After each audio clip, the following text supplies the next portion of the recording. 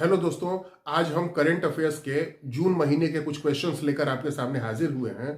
तो दोस्तों आइए अब हम बात करते हैं कि जून महीने के कौन कौन से इंपॉर्टेंट डेवलपमेंट्स हैं जो आपके कॉम्पिटिटिव एग्जाम्स के पॉइंट ऑफ व्यू से बहुत ज़रूरी हैं।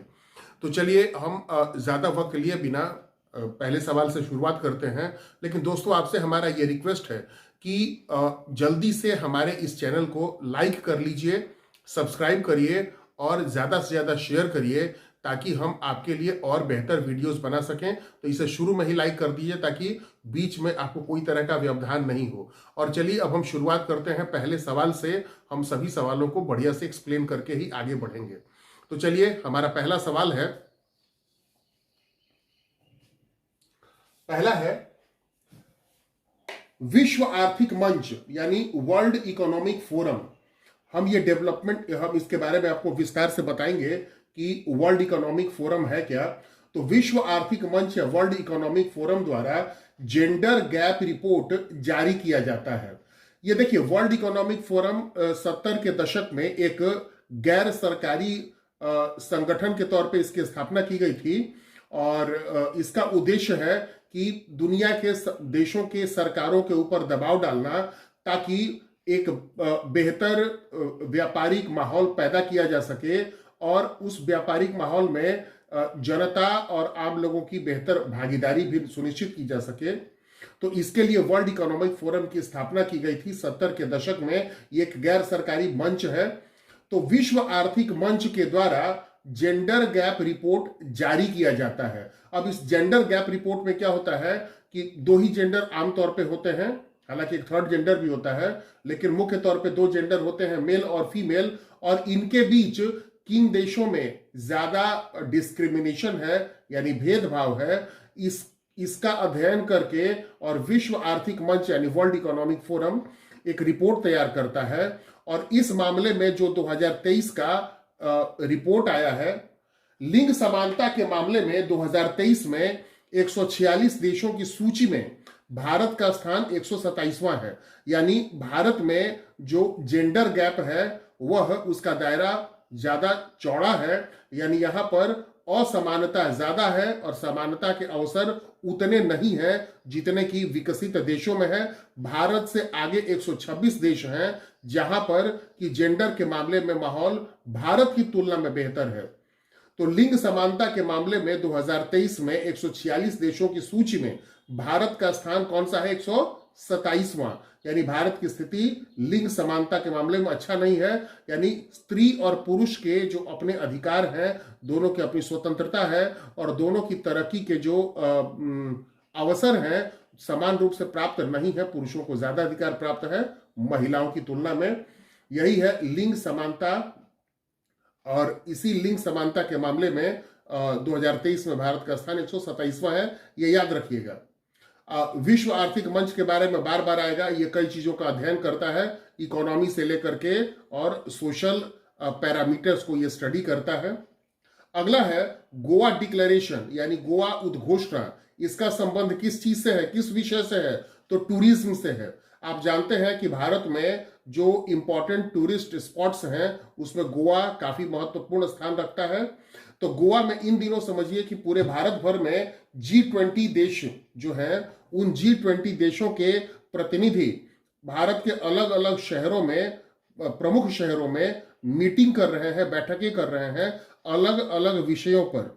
ये G20 देश कौन है? तो दुनिया के टॉप 20 कंट्रीज हैं जो इंडस्ट्रियली बहुत ज्यादा और इकोनॉमिकली डेवलप्ड हैं। उसमें भारत भी है हमारा। तो दुनिया के 20 सबसे ज्यादा इंडस्ट्रियलाइज्ड या बड़ी इकोनॉमीज जो होती हैं उनको शामिल किया गया है G20 में। तो G20 देशों और इनके अतिथि देशों के 130 से ज्यादा प्रतिनिधियों ने गोवा में पर्यटन मंत्रियों की बैठक में भाग लिया। ठीक है, तो ये गोवा डिक्लेरेशन का संबंध है टूरिज्म से, G20 देशों के और अतिथि देशों के। जाहिर है कि G20 देशों के अलावा कुछ दूसरे गेस्ट कंट्रीज के भी रिप्रेजेंटेटिव्स को इसमें आमंत्रित किया गया है, क्योंकि जाहिर है, स्पष्ट है कि मामला है व्यापार के को बढ़ावा देने से संबंधित। तो इन 20 देशों से ही काम नहीं चलेगा, बल्कि इन 20 देशों का के लिए ज्यादा बेहतर व्यापारिक माहौल ढूंढने की आवश्यकता है। तो G20 देशों और अतिथि देशों के कुल 130 प्रतिनिधियों ने भाग लिया गोवा में, और वहां पर एक गोवा डिक्लेरेशन जारी किया गया जिसमें कि सबने इसको क्या किया, एडॉप्ट किया, स्वीकार किया। और ये बैठक किसकी थी? तो G20 कंट्रीज के पर्यटन मंत्रियों की बैठक थी।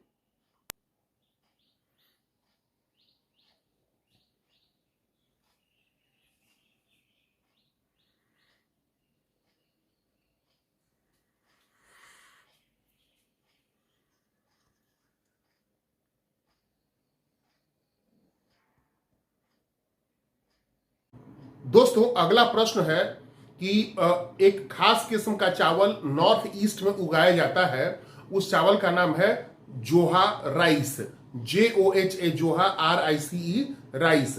इसमें कुछ खास किस्म के न्यूट्रिशनल गुण पाए जाते हैं, तो देखिए उसके बारे में हम थोड़ा जान लें। दोस्तों यह है कि जोहा चावल पूर्वोत्तर भारत, विशेष रूप से असम में उगाया जाने वाला एक सुगंधित चावल है, यानी फ्रेग्रेंट राइस है। जैसे बासमती है उसी तरह का ये जोहा राइस भी है। इसमें एक किस्म का फ्रेग्रेंस होता है, एक सुगंध होता है। और वैज्ञानिक शोध में यह पाया गया है कि यह चावल खून में शुगर के स्तर को शुरुआत में ही कंट्रोल करने में सक्षम है, यानी हमारे ब्लड में जो एक्स्ट्रा शुगर की मात्रा बढ़ती जाती है, जिसका नतीजा डायबिटीज होता है। और डायबिटीज आज के समय में एक बहुत ही खतरनाक बीमारी का, एक महामारी का स्वरूप धारण कर चुका है। तो इसको रोका जा सकता है अगर व्यक्ति जोहा चावल का इस्तेमाल करे अपने खाने में। इस चावल को खाने से डायबिटीज की बीमारी को भी मैनेज किया जा सकता है। अगर डायबिटीज की बीमारी हो गई है तो आप इस चावल को खा करके और अपने खून में शुगर के यानी शर्करा के स्तर को कंट्रोल कर सकते हैं। दोस्तों ड्रोन एक ऐसा डिवाइस है जिससे गांव गांव तक लोग परिचित हो चुके हैं। चाहे शादी विवाह में एरियल शॉट लेना हो, या कई तरह की वीडियो शूटिंग करनी हो, या किसी के ऊपर निगरानी रखनी हो स्पाई के तौर पे, तो इन सभी पर्पसेस के लिए ड्रोन का इस्तेमाल आजकल बखूबी किया जा रहा है। भारत में भी बहुत बड़े पैमाने पर ड्रोन का उत्पादन किया जा रहा है। तो इस भारत में उत्पादित ड्रोन के निर्यात को यानी एक्सपोर्ट को बढ़ावा देने के लिए ministry of commerce and industry यानी वाणिज्य और उद्योग मंत्रालय ने 2023 की निर्यात नीति में बदलाव किया है, जिसके मुताबिक ड्रोन को शॉर्ट फॉर्म में UAV भी कहते हैं। UAV का फुल फॉर्म है अनमैन्ड एरियल व्हीकल, यानी ये हवा में उड़ता है तो एरियल व्हीकल यानी सवारी, और अनमैन्ड इसमें कोई आदमी होता नहीं इसलिए इसको अनमैन्ड कहा गया है। तो अनमैन्ड एरियल व्हीकल, इसके निर्यात को और ज्यादा उदार बना दिया गया है। तो मंत्रालय का नाम याद रखिएगा, वाणिज्य और उद्योग मंत्रालय, ministry of commerce and industry. और इस नीति के कारण यानी ड्रोन के निर्यात की नीति को और ज्यादा उदार बनाने से इसके निर्यात को और ज्यादा बढ़ावा मिलेगा, और इससे भारत का अंतर्राष्ट्रीय व्यापार में योगदान भी बढ़ेगा। दोस्तों एक प्रश्न उठता है कि वर्तमान में मिनिस्टर कौन है इस विभाग के, वाणिज्य और उद्योग मंत्रालय में मंत्री कौन है? तो याद रखिएगा कि पीयूष गोयल वर्तमान में भारत के वाणिज्य और उद्योग मंत्री हैं, यानी minister for commerce and industry हैं।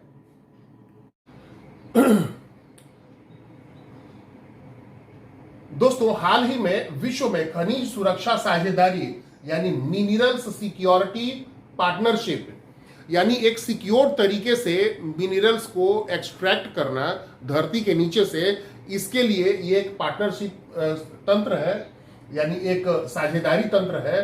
तो इसका नेतृत्व करने वाला देश कौन है? अमेरिका। ये पहला एक जीके जीएस का सवाल आपका हो गया, माने करंट अफेयर्स का, कि विश्व में खनिज सुरक्षा साझेदारी यानी मिनरल्स सिक्योरिटी पार्टनरशिप का नेतृत्व कौन सा देश करता है? तो अमेरिका यानी USA। अच्छा, इसका उद्देश्य क्या इस तंत्र का? तो इसका उद्देश्य है महत्वपूर्ण ऊर्जा खनिज। अब महत्वपूर्ण ऊर्जा खनिज कौन है? तो जैसे पेट्रोल हो गया, डीजल हो गया, यानी खनिज तेल, गैस हो गया, और इसके अलावा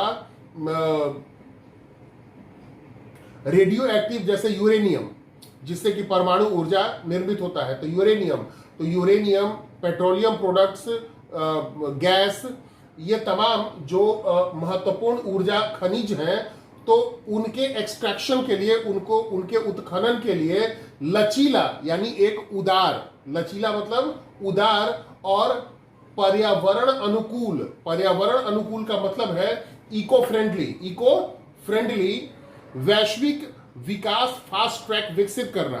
यानी काम में कोई बाधा नहीं आए, लेकिन काम हम इस तरह से भी ना करें जिससे कि पर्यावरण को कोई नुकसान पहुंचे इन खनिजों के उत्खनन से। यानी इन खनिजों को जो ढूंढा जाता है, निकाला जाता है धरती के अंदर से, तो उससे पर्यावरण पर कोई प्रतिकूल प्रभाव न पड़े, एक इको फ्रेंडली तरीके से उनको निकाला जाए, लेकिन इसके साथ ही साथ ये जो पूरा तंत्र है उसको लचीला रखा जाए और वैश्विक फास्ट ट्रैक तंत्र विकसित किया जाए। बड़ी बात यह है कि हाल ही में भारत भी इसमें शामिल हुआ है, हुआ है, तो इसको याद रखिएगा।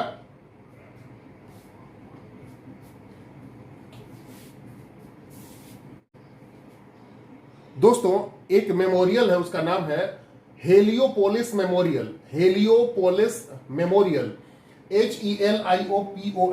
Heliopolis memorial. यह मिस्र में है, मिस्र यानी इजिप्ट, यह अफ्रीकी देश है, उत्तर पूर्व में स्थित, अफ्रीका महादेश के उत्तर पूर्वी हिस्से में यह स्थित है, नील नदी के मुहाने पर।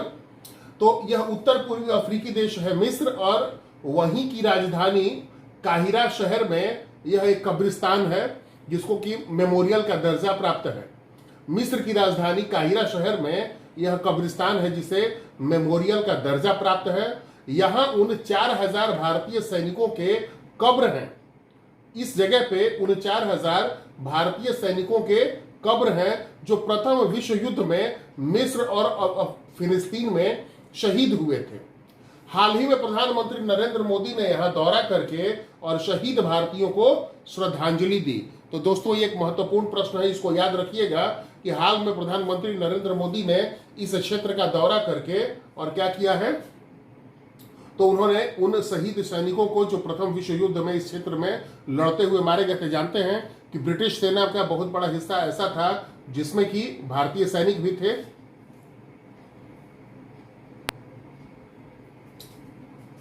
तो उस सेना में जो 4000 भारतीय सैनिक मारे गए थे, उनकी कब्र यहां पर है, और प्रधानमंत्री जब वहां हाल में मिस्र की यात्रा पर गए थे तो उन्होंने इन लोगों को श्रद्धांजलि दी है।